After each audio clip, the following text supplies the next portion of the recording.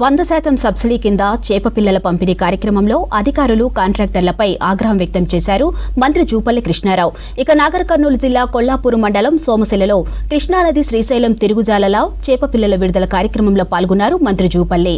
అయితే నదిలో వదిలే చేప పిల్లల సైజ్ సరిగ్గా లేకపోవడంతో మత్స్యశాఖ ఏడీ రజనీపై మంత్రి జూపల్లి ఆగ్రహం వ్యక్తం చేశారు.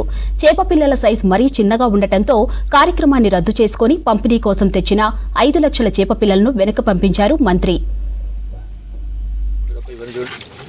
75%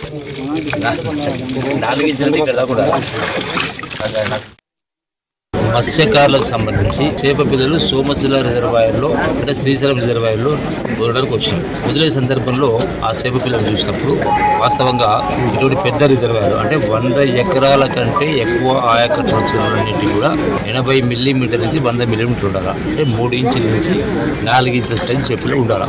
ఇది శ్రీశైలం రిజర్వాయర్. చేపలు వెతికినప్పుడు చూసినప్పుడు దానిలో 80% చేప పిల్లలు ఆ లెక్క ప్రకారం సైజు లేవు. అందుకని వాటిని రిజెక్ట్ చేయడం జరిగింది. శాంపుల్కు 4-5 పిల్లలు మాత్రం పెద్ద సైజు పెట్టారు. మిగతా 5 సైజులని చిన్న సైజెస్ ఉన్నాయి. సో వాటిని రిజెక్ట్ చేయడం జరిగింది.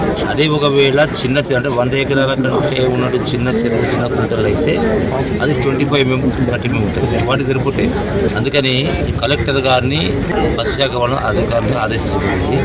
వీళ్ళు ఎప్పుడు ఎక్కడ చేపలు వదిలిపెట్టాలన్నా వారం రోజులు మొదలై ఏ చెరువులో ఎన్ని గంటలకు చేప పిల్లలు వదులుతారో ఆ సమాచారాన్ని కలెక్టరు వెబ్సైట్లో ఫిషరీస్ డిపార్ట్మెంటు వెబ్సైట్లో అంటే కంప్యూటర్లో దాంతోపాటుగా సంబంధిత జిల్లా కలెక్టర్లకు సంబంధిత ఎమ్మెల్యేలకు మంత్రులకు కూడా సమాచారం ఇవ్వని చెప్పడం జరిగింది. అదే సమాచారాన్ని మేము కూడా మా యొక్క స్టాఫ్ ద్వారా వాట్సాప్లలో వాటన్నిటిని కూడా షేర్ చేస్తే వాటిని కూడా వైరల్ చేయడం జరుగుతుంది.